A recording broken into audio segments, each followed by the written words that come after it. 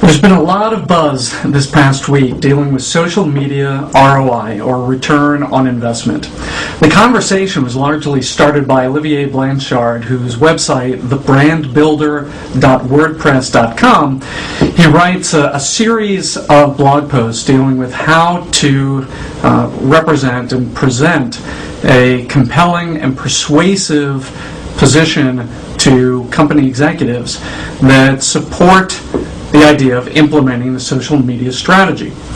And virtually everyone who wants to implement a social media plan for a company, and whether it's you're working internally or whether you're a consultant who's trying to pitch it to a client, you're going to deal with executives who are finance-minded, and they look upon every project as an allocation of finite resources. And so what they're looking for is delivering the resources to those projects that deliver the biggest return on their investment. And it's smart business, and quite frankly, it's simply the way the business is done. And for you to convince these executives to support a social media plan, you have to have a convincing and a compelling case to justify your social media strategy. And this is not to disparage in any way the value of building relationships and engaging people in conversations, but the problem is that isn't the language that is really convincing to the average CEO. So I'm not trying to convince you to sell off your social media soul, but I do want to help you talk in a language that the CEO, CFO will understand and will support. First of all, you have to understand from their perspective, they have an agenda, and their agenda is to turn a single dollar of investment into $2. And you have to convince them that you have a way to help them achieve their agenda, which is turn a dollar into $2. And you have to talk in language that they understand. If you start talking in terms of Twitter followers and how many times your posts were retweeted, how many times your fan page on Facebook was shared with other people, you're going to lose them, because this is language they don't understand. What they understand is process, a plan, cost, and the return. And so you need to go in with a specific process in mind, a plan that you've outlined to execute, and a firm understanding of what the costs are going to be and what the return is going to be.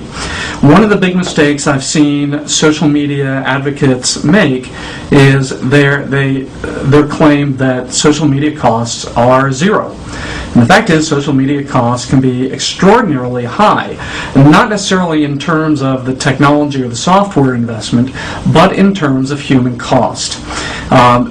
To execute a social media strategy effectively requires that someone be posting content to a blog. So you've got people have to generate content, people have to post comment, people have to monitor the comments that come in on the blogs.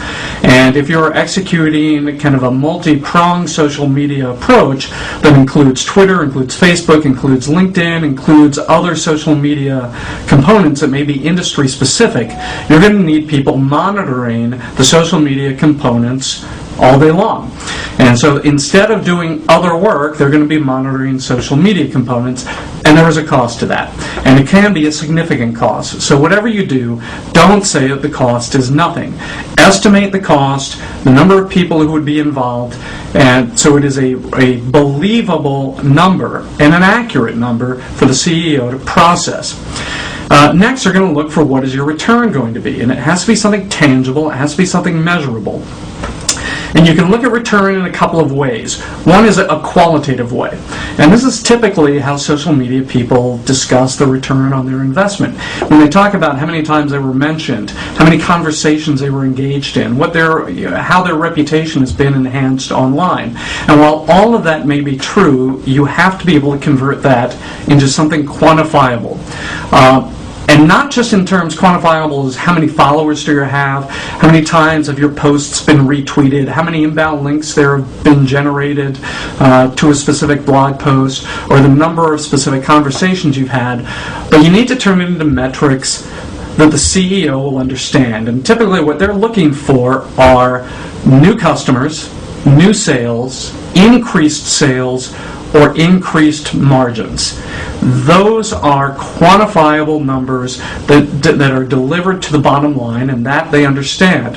Now, a Olivier details how FRI, the frequency, reach, and yield evaluation and measurement, works when applied to social media. You can read about it at thebrandbuilder.wordpress.com, and fundamentally what it means is frequency means you increase the number of times that one of your current clients does business with you. So someone may have done business with you once a quarter. If you can get them up to 2 times a quarter, then obviously you've generated more revenue, more margin for your company. Reach means not only can you reach a broader number of people, because you now reach out not only to your network, but to your network's network, so you can reach a broader number of people, and social media allows you to communicate more effectively the depth of your product line. So people can buy deeper into what you buy. So rather than a single product, they can learn about half a dozen products, and again, spend more money with you. And the Y in FRI stands for yield, which is the total number of times and the total amount of revenue generated from any one client by increasing the total amount of the average sale that customer does with you. And if you execute a social media strategy effectively, you should be able to increase all 3 components: the frequency, the reach, and the yield. That is something that the CEO will understand, because that translates into tangible dollars that are the result of new customers, new sales, increased sales, and increased margins, and that's how you sell a CEO.